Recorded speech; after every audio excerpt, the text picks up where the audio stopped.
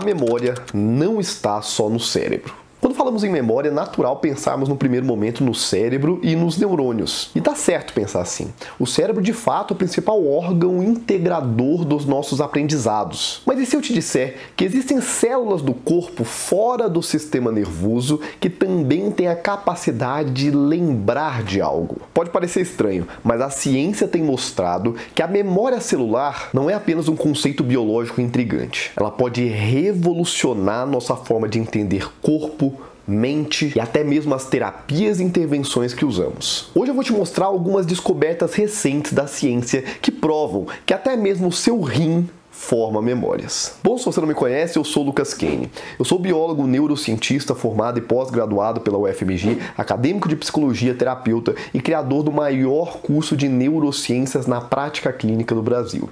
E se você tem interesse em aprender mais sobre o cérebro e o sistema nervoso, inscreva-se nesse canal porque eu estou sempre produzindo conteúdo sobre isso. Vamos lá, como é que surgiu essa ideia de memória celular? O que é isso, na verdade? Aqui eu não estou falando de nada envolvendo medicina chinesa, espiritualidade, nem nada disso. Eu estou falando de ciência mesmo. Então, numa perspectiva mais biológica e científica, essa ideia de que células fora do sistema nervoso também possuem capacidade de memorização começou a se desenvolver em outras frentes lá atrás. As primeiras células que foram apontadas com essa capacidade fora do sistema nervoso foram as células do nosso sistema imunológico. As células imunológicas, como os linfócitos T e B, foram as primeiras células fora do sistema nervoso a apresentar uma memória clara. Lá na década de 60, de 70, os pesquisadores começaram a descobrir os mecanismos pelos quais essas células imunológicas aprendem a reconhecer invasores patógenos, como vírus, bactérias. E quando essas células imunológicas, que para quem não tem muito contato com isso, nosso sistema imunológico tem a ver com o nosso sistema de defesa, tá? Nosso sistema capaz de combater invasores, coisas indesejadas no nosso organismo. Então, quando essas células aprendem a identificar, reconhecer certos invasores, essa memória permite uma resposta mais rápida a possíveis infecções futuras. É esse que é o princípio por trás das vacinas, por exemplo. As vacinas basicamente treinam as células imunológicas a combater aqueles patógenos. Existem diferentes mecanismos pelos quais as vacinas atuam. Mas, por exemplo, você pode tomar uma vacina onde existe um antígeno, uma proteína que está presente naquele mesmo vírus que causa a doença em si, justamente para que esses linfócitos, essas células imunológicas, aprendam a reconhecer esse invasor, criem uma memória daquele invasor para, se por acaso você for infectado com a doença real, eles estarem mais preparados para isso. Então vamos pegar aqui a Covid como exemplo. Você toma uma vacina que possui uma parte ali do coronavírus para que essas células imunológicas aprendam a reconhecer esse vírus e quando você for infectado verdadeiramente pelo patógeno, ela já tem uma memória de como combater esse invasor. Então não é uma questão recente a gente saber de que existem outras células do nosso corpo que possuem alguma forma de memorização. As células imunológicas são um exemplo muito claro disso. Só que as coisas foram evoluindo, até que chegou um momento que começaram a perceber que até mesmo plantas, que não possuem absolutamente um sistema nervoso como o nosso, também tinham a capacidade de se lembrar de algo. Nossa, Lucas, como assim? Planta consegue lembrar de alguma coisa? Bom, na verdade consegue sim. Mas lá perto dos anos 2000, pesquisas começaram a apontar que as plantas também têm a capacidade de aprender algo. Por exemplo, esse estudo científico aqui mostrou que a mimosa púdica é o nome científico daquela famosa dormideira. Já ouviu falar? Talvez você já tenha visto, já tenha brincado com ela. É aquela plantinha que quando você encosta nela, ela se retrai toda, ela fecha, como se ela estivesse tentando se proteger de algo, e na verdade é isso mesmo. Provavelmente foi uma adaptação evolutiva para poder afastar predadores herbívoros, trazer uma sensação de que ela está murchando, de que ela não é própria para consumo, ou até assustando quem poderia comê-la. Então, obviamente, existe um mecanismo biológico por trás desse processo de retração dessa planta. Mas, enfim, esse estudo científico que eu citei mostrou que após repetidas vezes encostando na planta para que ela faça a retração, chega um momento que elas param de reagir, como se elas tivessem aprendido de que aquele toque é inofensivo, então elas elas não precisam retrair mais. Afinal, se depois de repetidas vezes nada aconteceu, então a planta acaba criando uma memorização de que aquilo ali é inofensivo, ela consegue distinguir aquele toque como algo do qual ela não precisa se proteger. Na verdade, esse tipo de aprendizagem é chamado de habituação, que também é bem conhecido em outros animais com o sistema nervoso. É o mesmo processo que foi mostrado por Eric Kandel, um dos maiores nomes da história das neurociências, ganhador do Prêmio Nobel, autor de um dos principais livros de graduação e pós-graduação sobre neurociências, que é o Princípio de Neurociências, em que ele realizou vários experimentos com lesmas marinhas para conseguir demonstrar aquilo que nós chamamos de neuroplasticidade, que é a capacidade do nosso sistema nervoso se alterar, se moldar perante as nossas experiências. Essas lesmas marinhas também possuem um sifão, que quando se encosta nele, ele também se retrai. E assim como nessas dormideiras, depois de você fazer isso várias e várias vezes, estimulando essa retração, chega um momento que a retração passa a ser diminuída, como se ele também estivesse identificando aquilo como um toque inofensivo e criasse uma memória de que aquilo ali não é necessário. Esses experimentos foram muito importantes porque Kandel conseguiu demonstrar a nível celular o que acontecia com esses neurônios que aprendiam e sofriam neuroplasticidade. Se você quer que eu fale um pouquinho mais sobre o conceito de neuroplasticidade, comenta aqui abaixo que eu posso falar mais sobre os experimentos do Kandel. Só que aqui no caso do Kandel, realmente a gente está falando de sistema nervoso. E esses outros estudos mostraram que até mesmo plantas que nem sistema nervoso têm também geram esse processo. Pouco tempo depois, publicaram esse estudo científico aqui na Nature, uma das principais revistas científicas da atualidade, de muita credibilidade, que também mostrou sobre como que plantas podem memorizar, se lembrar de algo e aprender a responder de uma certa forma. Então já faz um certo tempo que nós sabemos de que nem toda aprendizagem é apenas ali no cérebro. Sabemos que algumas células fora do sistema nervoso também têm essa capacidade. Mas o que a ciência tem nos mostrado realmente que avançou nesses últimos tempos? Fato é de que esse campo de estudo foi crescendo e cada vez mais começamos a perceber de que o conceito de memória pode se expandir para diferentes tecidos e células do nosso organismo. E então os estudos mais recentes começaram a demonstrar células que possuem a capacidade de registrar informações e aprender com elas a terem novas respostas, reagindo de uma forma adaptativa ao ambiente. E recentemente um estudo científico também publicado na Nature foi um grande marco de tudo que nós estamos abordando aqui.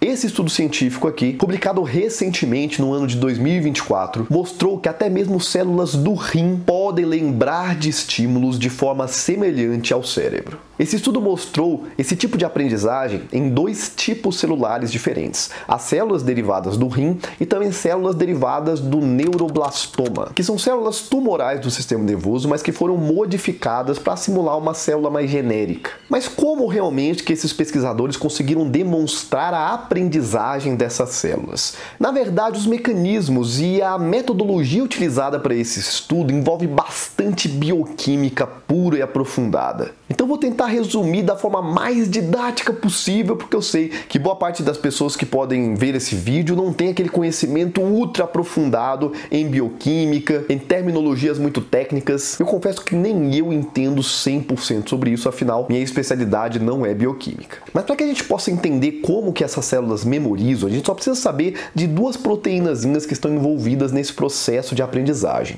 Uma delas se chama CREB, C-R-E-B, e a outra se chama ERK.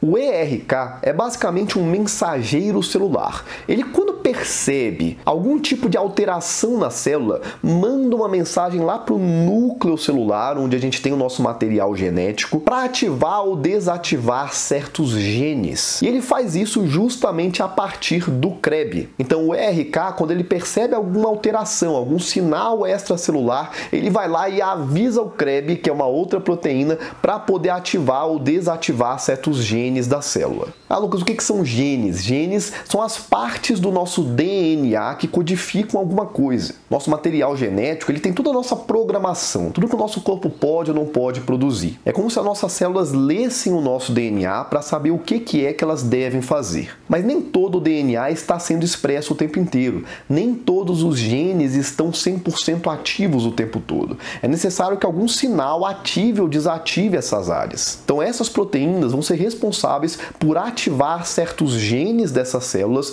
para poder levar ativar alguma resposta. Então esse CREB, ele acaba funcionando como um registrador de memória na célula, porque ele vai aprendendo a ativar certos genes sempre que aquele estímulo está presente. Quando o CREB é ativado, ele ativa genes da célula que ajudam a responder a experiências passadas, armazenando de certa forma essas memórias. Então, quando essas células que foram estudadas nessa pesquisa, nesse artigo, eram expostas a certos estímulos químicos específicos, repetidas e repetidas vezes, esse CREB era ativado e ia permitindo a célula se lembrar daquele estímulo por até cerca de 24 horas. Então, de uma forma muito resumida, para caso tenha ficado confuso mesmo assim, foram selecionados dois tipos celulares que não são células do sistema nervoso, eram células derivadas do sistema nervoso modificadas ou até mesmo células renais. Essas células eram estimuladas a partir de estímulos químicos repetidas vezes. Esses estímulos químicos eram identificados por uma proteína chamada ERK, que mandava informação para a proteína CREB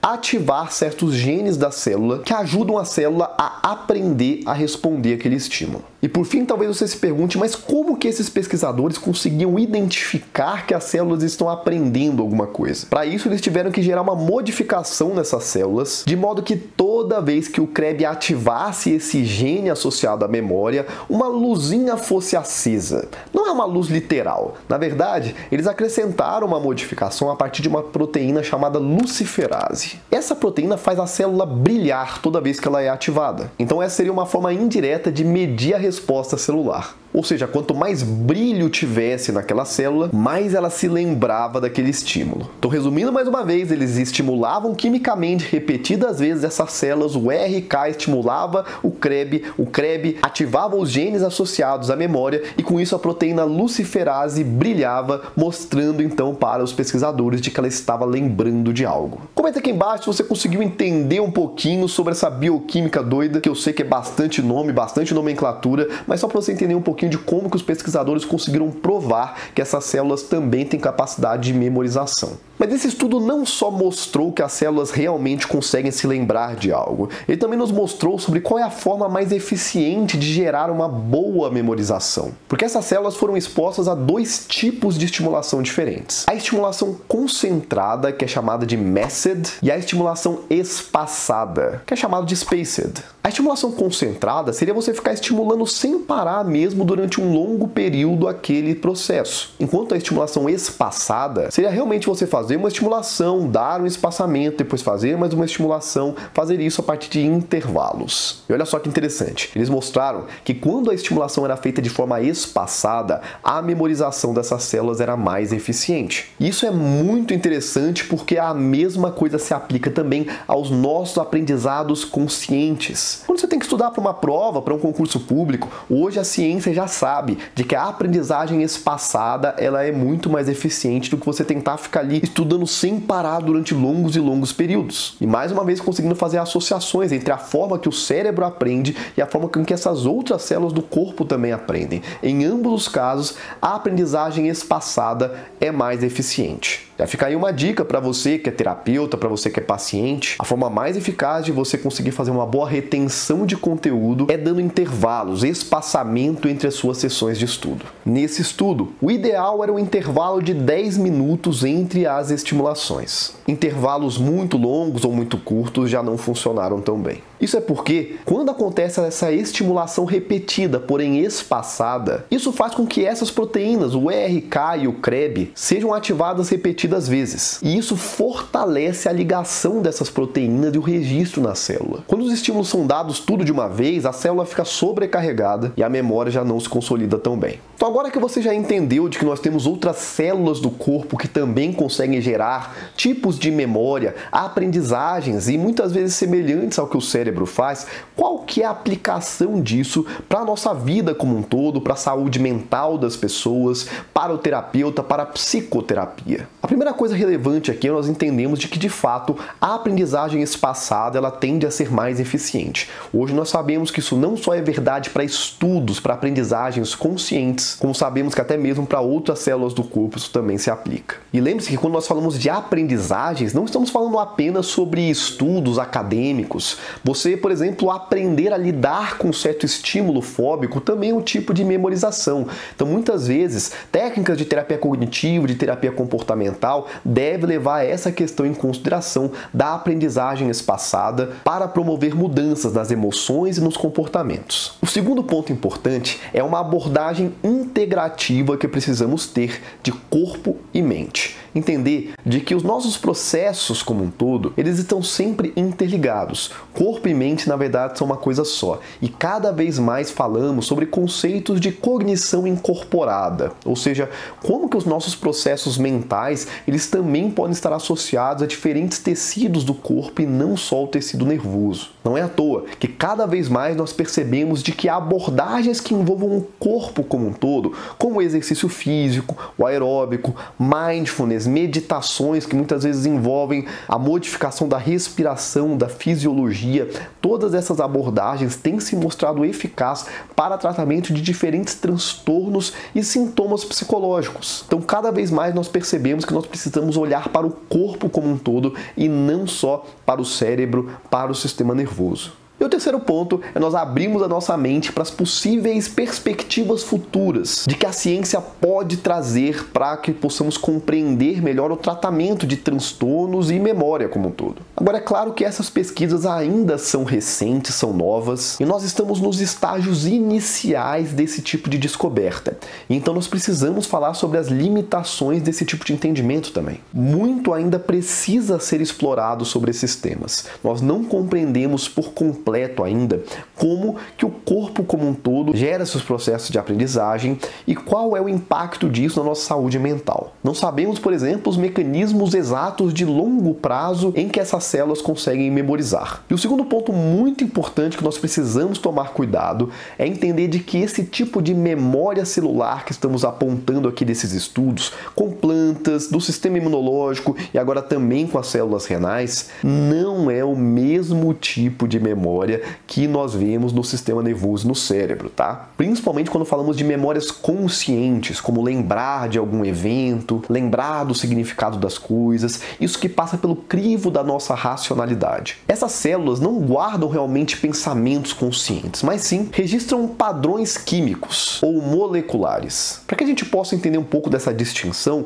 deixa eu te explicar brevemente sobre o que é a memória no cérebro. No cérebro, nós chamamos as memórias de engramas neuronais ou engramas neurais. Esses engramas são redes de conexões nervosas que se formam perante um estímulo. Então, imagina que, por exemplo, quando você era bem pequenininho, a primeira vez que você viu uma barata, todo mundo tomou um susto, subiu na cadeira, foi uma gritaria. Então, as células do seu sistema nervoso associadas à visão, à imagem daquela barata, são ativadas ao mesmo tempo que as células do seu cérebro associadas ao medo, ao estresse, também são ativadas por conta de todo o susto ali que todo mundo tomou. E acaba que essas áreas do cérebro se conectam. Neurônios que disparam juntos permanecem juntos, criando uma rede fortalecida de conexões nervosas. É o que nós chamamos de caminho neural. Então, se aquilo ali for repetido várias vezes ou tiver uma alta carga emocional, essa rede de conexões nervosas fica fortalecida, pronta para ser reativada quando aquele mesmo estímulo surge.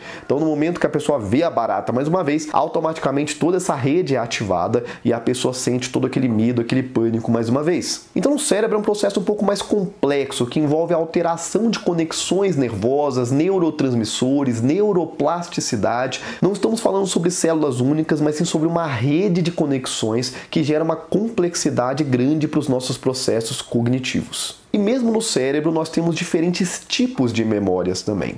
Temos as memórias declarativas, que são aquelas conscientes que conseguimos descrever a partir de palavras, como por exemplo lembrar da sua festa de 15 anos, lembrar o que você comeu ontem. As memórias semânticas, que é você entender o significado das coisas, das palavras. Mas também temos as memórias não declarativas ou implícitas, que tem a ver com aprendizagens mais automatizadas. Aquilo que poderíamos chamar de mais inconsciente. Então essa memória celular que nós conseguimos encontrar em sistema imunológico, nas células renais, ela estaria mais para uma memória implícita, uma memória inconsciente, mas ainda assim que são diferentes das memórias cerebrais e não possuem o mesmo tipo de processamento e complexidade que nós temos no cérebro. Quem sabe em algum momento nós também entenderemos de que outras partes do corpo também armazenam memórias conscientes. Como por exemplo, eu cheguei a citar ao longo do vídeo aqui sobre DNA, genética, e em várias obras, inclusive artísticas, a ideia da memória genética já foi trazida à tona. Por exemplo, na franquia Assassin's Creed, uma franquia de jogos e agora também filme, livros, a ideia da memória genética é amplamente explorada, em que os participantes utilizam uma máquina chamada Animus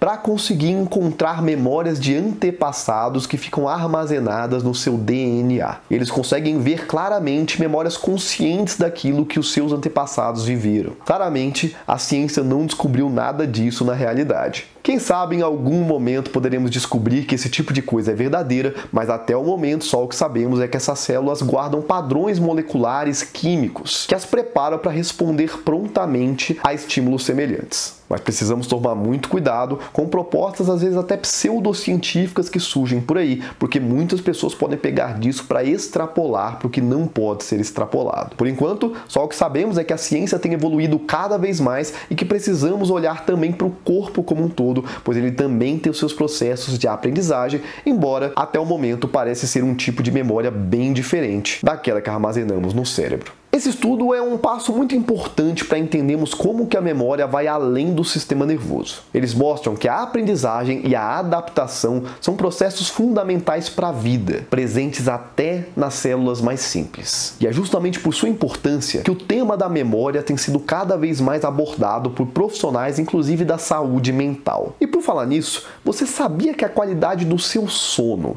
impacta diretamente também na sua capacidade de memorização? E mais, uma única noite sem dormir pode prejudicar sua capacidade de memorização? É sobre isso que eu falei em um vídeo recente aqui do canal e vai aparecer em algum lugar aqui do vídeo, também na descrição, para você acessar esse vídeo, onde eu expliquei sobre o porquê que uma única noite sem dormir pode prejudicar sua memória e quais são os mecanismos neurocientíficos que fazem com que o sono seja uma das principais questões associadas a uma boa memorização. Bom, se você gostou desse vídeo, deixa um gostei aqui embaixo, me conta nos comentários o que você achou, se você conseguiu entender a ideia e se você acha que no futuro poderemos compreender que as células têm memórias ainda mais complexas do que imaginamos. Bom, te espero no próximo vídeo.